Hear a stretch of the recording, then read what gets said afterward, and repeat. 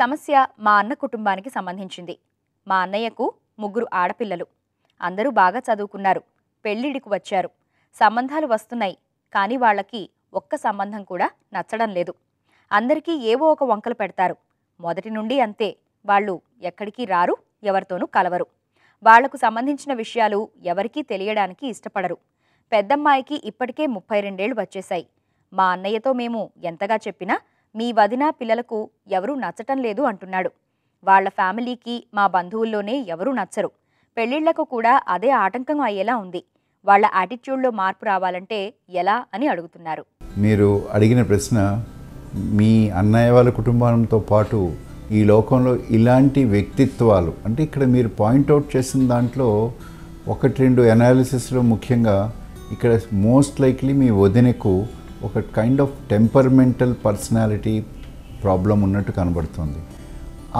ఆవిడే లీడర్ ఆ కుటుంబానికి. ఆవిడే లీడర్ అంటే ఆవిడ మాటే చెల్లుతుంది.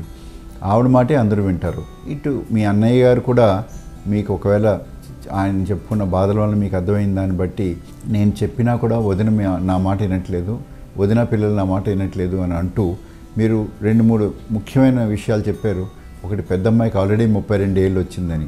అంటే ఆ అమ్మాయి కూడా చదువు ఒక ఆల్మోస్ట్ మధ్య వయసుకి వచ్చేసే తరుణంలో కూడా వాళ్ళెవరూ మారకుండా ప్రతి వాళ్ళలో తప్పులెంచడంతో పాటు వాళ్ళు చేస్తున్నదే రైట్ అనుకోవడము, అంటే ఒక రకంగా పర్సనాలిటీ డామినేటెడ్ టెంపర్మెంటల్ ఇష్యూస్ అని కుటుంబంలో కేవలం ఒక వ్యక్తిత్వం మూలంగా జరుగుతుందని మీరు నమ్మితే ఇట్లాంటి వ్యక్తిత్వానికి డెఫినెట్గా behaviour therapy, rational emotive psychotherapy and cognitive therapy అని స్పెసిఫిక్ మానసిక వైద్యాలు ఉన్నాయి.